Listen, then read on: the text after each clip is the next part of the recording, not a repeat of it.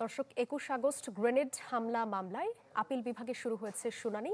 আরও জানাতে supreme court থেকে সরাসরি যুক্ত হচ্ছেন মাসউদুর রহমান। মাসউদ, শুনানিতে কি বলেছে রাষ্ট্রপক্ষ, বিস্তারিত জানতে চাই।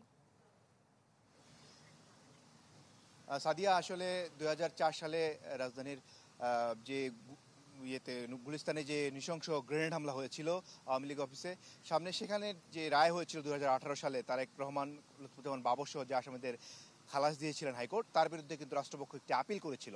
তো সেই আপিলেরই আজকে শুনানি শুরু হয়েছে। সকালে প্রধান বিচারপতির নেতৃত্বাধীন ৬ সদস্যের আপিল বিভাগের শুনানি শুরু হয়। তবে আপিল বিভাগ প্রশ্ন তুলেছেন যে যেহেতু হাইকোর্ট খালাস দিয়েছে তারপরও কেন এটি আপিল করা হলো। তো এখানে রাষ্ট্রপক্ষ বলছে যে এই মামলাটি যেহেতু নিম্ন আদালতে সাজা হয়েছে, হাইকোর্ট খালাস দিয়েছে, তো এটির চূড়ান্ত নিষ্পত্তি হওয়া দরকার, এই জন্যই তারা মূলত এই আপিলটি করেছেন। তবে আপিল বিভাগ একই সাথে আরেকটি প্রশ্ন তুলেছেন যে নিম্ন আদালত কি করে এই মামলাটিতে একটি 164-এর উপর ভিত্তি করে দ্বিতীয় চার্জশিট দেওয়া হয় এবং সেই চার্জশিটটি কীভাবে হলো সেটিরও ব্যাখ্যা চেয়েছেন। তো রাষ্ট্রপক্ষ এর সব কিছুই ব্যাখ্যা দিচ্ছেন। আর আমরা আশা করছি যে এই মামলাটির আজকেই হয়তো শুনানি শেষ হয়ে যেতে পারে এবং শুনানি শেষ হলে আজকে রায় না দিলেও রায়ের একটি ডেট দিয়ে দিতে পারেন।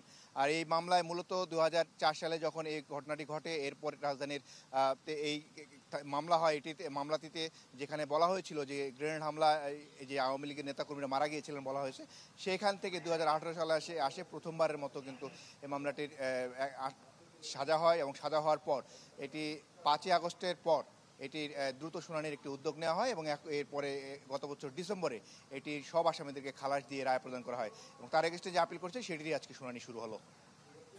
মাসউদ, ধন্যবাদ আপনাকে। সুপ্রিম কোর্ট থেকে সরাসরি যুক্ত হয়েছিলেন সহকর্মী মাসউদুর রহমান। ঢালাইয়ের সেরা প্রিমিয়ার সিমেন্ট।